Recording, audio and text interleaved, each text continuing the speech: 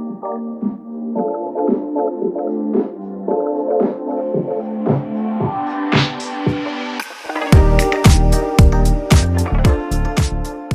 up? I'm Natasha, your host of Unapologetic Living. I am also the CEO of Speak Like Transformation. Welcome back. Welcome back. Today we're going to be talking about boundaries and how to set boundaries.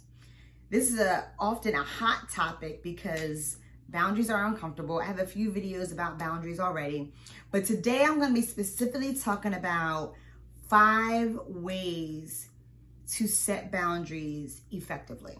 Yeah. So we're not going to talk about why boundaries are important or why we struggle with setting boundaries. We're just going to talk about how to do it. Today is all about the how to set these boundaries. So let's just get right into it. Number 1. The first one is say what you mean. You got to say what you mean and mean what you say. And this is what I mean by that. People are going to cross your boundaries. It's just part of the process. I mentioned in the previous video that when we set boundaries, most of the time, people cross our boundaries or ignore our boundaries because this is a change that they are not ready for. This is a change in their life that they don't want, right? And most people struggle with change.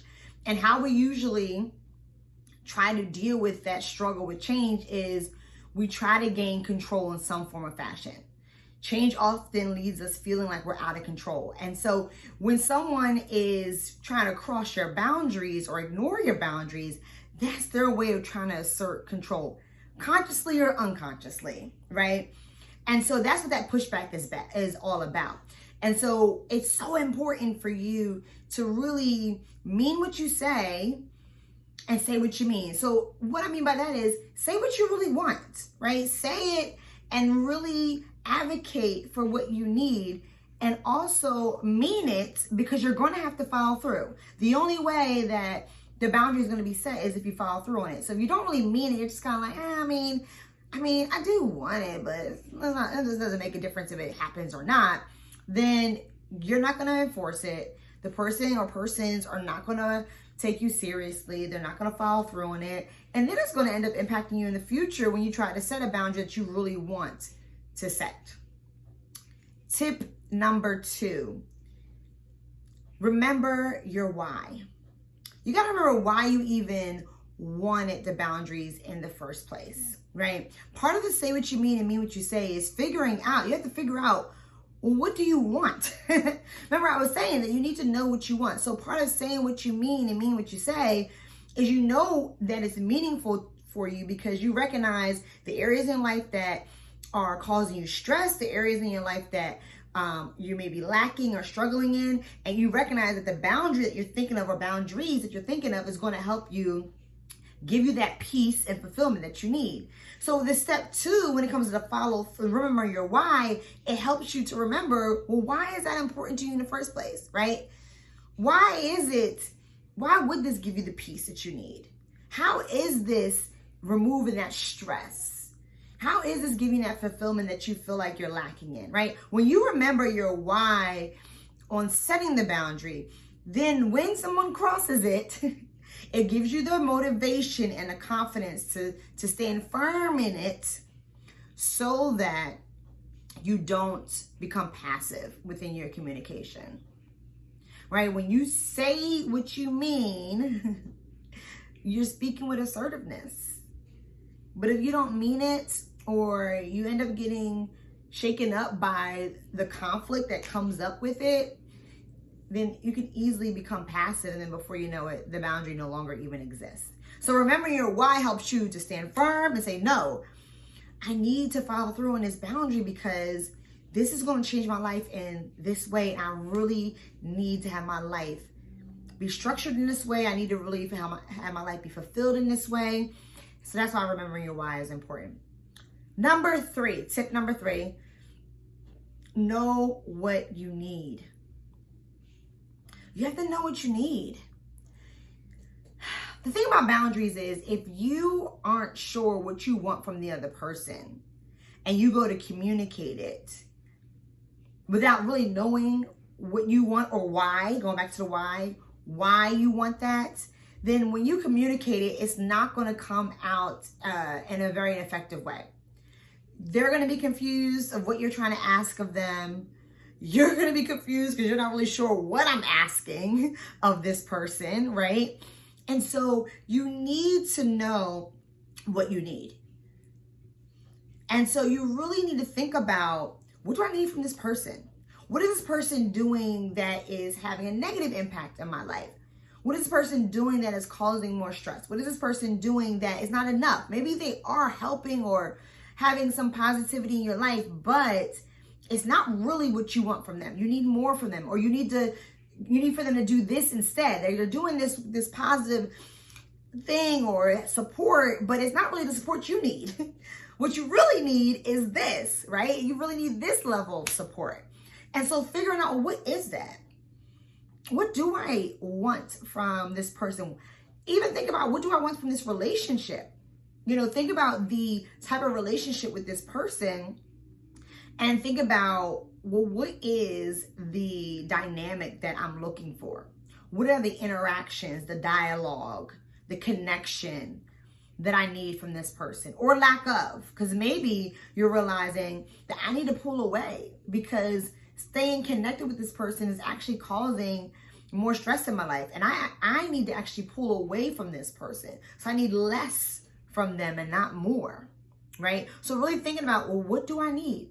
So that you can effectively communicate that, because boundaries require clear communication. Keep it clear, keep it concise. You don't have to go on and on and on about why you're doing it and all the scenarios or what led you to this. No, just keep it clear and concise so that the person really understands what it is that you're asking of them. Number 4, don't get tricked by gaslighting. Like I said, people will push back. This is why many people don't like setting boundaries, because it does put you at a risk of conflict. Because it is a form of confrontation. You're telling this person, look, this is what I want. And this person might not like what you have to say. This person might not respect it. This person might have some other feedback to give to you that you don't even want to hear, right? And so it does cause that type of interaction, or put you at risk for that type of interaction, right? And when people, not all the time, but gaslighting is a technique or a strategy, like I said, trying to get the control back, right? The person feels out of control because you just set a boundary for them where now it's changing what their life is going to look like with you in it, and how you're going to interact, and how they're going to interact with you, or how you're going to interact with them. And they immediately are going defense mode to protect themselves because they feel that emotional threat of losing control or maybe even rejection, right? And so gaslighting may be used. And what is gaslighting? Gaslighting is when someone tries to flip it and make it seem like you are being unreasonable. And so you can be totally expressing a very reasonable, rational statement or need or issue or complaint or boundary, right? And the person will flip it to make it seem like you're the crazy one, right? Like you're the one that's off with all this. You're the one being unreasonable, when really you're being very reasonable and very rational. When you get tricked by that, what happens is, before you know it, now you're defending yourself on why you set the boundary that you're setting. Or you end up feeling bad. Well, maybe I am you end up feeling bad and start to believe what this person is saying about your intentions or your perspective. And then you end up erasing the boundary because you're like, well, maybe that boundary is unreasonable. Maybe I am asking for too much. And then you don't even set the boundary. So the tip here to not get tricked by gaslighting is stay focused on your boundary. The person will get you to try to leave what you're trying to say about what you need, and then have you focus on what they need. Because they're now going to look at like they're the victim, or they're being attacked in some way, right? And you're being unreasonable and attacking them in some form or fashion, right? And then before you know it, it ends up being all about this person. And then the whole conversation gets twisted around. But if you, regardless of what they're saying, you just stay focused on, this is what I need. Even if that's just repeating that I hear what you're saying, but what I'm asking from you is this. I understand that this might sound like it's unreasonable, but what I'm asking for you is this, right? Where you just stand firm on the boundary and not get caught up in the back and forth. And the final one, number 5, follow through on reinforcing your boundary. So it's not just stating the boundary and then walking away and like, okay, whew, got that done. Boundary set. I'm good. I don't have to worry about dealing with this again. No. More than likely, you're going to deal with it again because, like I said, people will cross your boundaries or let's think about this. It's new. This is a new habit, a new dynamic, right? That you're asking from this person, right? And so you're going to need to coach them, teach them how to respect you in this way, how to now treat you in this way, how to now have a relationship with you in this way. And so reinforcing it is just part of the process. Not everybody who, I'm not going to say ignore, not everybody who does not follow your boundaries is doing it intentionally. Sometimes they're doing it because they're just not used to it. They're used to calling you at 12 a.m. at night, right? They're used to doing that and you never having a problem. Now you're saying, listen, I cannot take these late night calls anymore. Please do not call me after 10 p.m., right? And then the person still calls you at 12 a.m., right? You don't have to get angry with the person. Just say, don't. So for this example, for you reinforcing the boundary is not answering the call. Don't even answer it because you said, I'm not picking up the phone at 12 a.m. I'm not accepting calls at 12 a.m. So don't even pick it up. Don't text. Do not respond because then you're breaking your own boundary. Because boundaries are not just for you, just for the person. They're also for you too. You have to be able to reinforce it for yourself too, right? But the next day you can say, hey, I saw that you called. Remember, I'm not picking up any calls after 10 p.m. I'm not answering any calls. If you call me at 10 p.m., you will not be getting a response. I will be connecting with you the next day, right? And then you end up modeling that to show them that that's what was going to happen, right?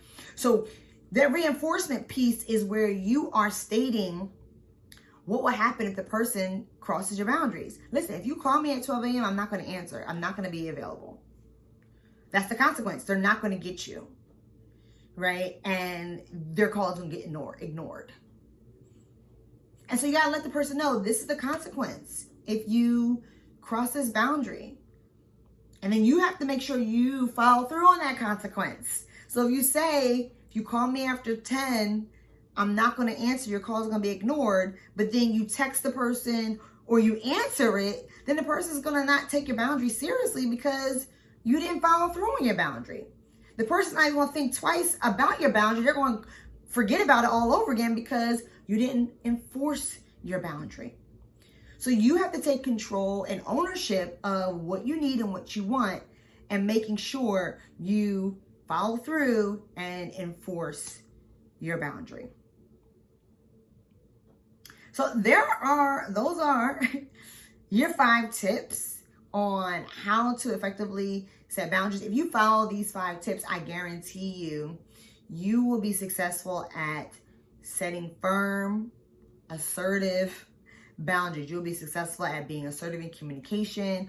You will be successful at handling conflict because you won't get caught up in the back and forth that makes conflict stressful, right? Because you'll set your own boundaries even when it comes to conflict, right? You know, the boundary you might even set a boundary in the conflict. Listen, if this becomes an argument or if you start yelling at me, I'm going to have to end the conversation and talk to you at another time. Boundary. Now, if it happens and the person starts raising their voice or it becomes, an argument, you got to make sure you follow through on that boundary and end the conversation and say, listen, I know you're upset. This is getting heated. I'm going to have to, let's pause this conversation. I'm going to have to leave this conversation right now. And we could talk about this when we're both not as upset, right? Following through. And then knowing what you need. Like, why don't you want the yelling and the arguing? And maybe it's because I just don't want my peace to be broken. I don't have time for the stress, right? And that's okay. That's the why, right? What do you need? What I need, and you think about what do I need? Well, what do I need is I need to have effective communication with this person. I don't want to have communication when we're arguing. I need for us to be able to communicate and be able to share our differences without it leading to an argument or yelling, right? Say what you mean, right? Well, what I mean is, I mean it when I say, I don't want to have arguments. I don't want to be a part of conversations that consist of yelling and arguing, right? Saying what you mean and then following through. If it happens, you end up ending the conversation, right?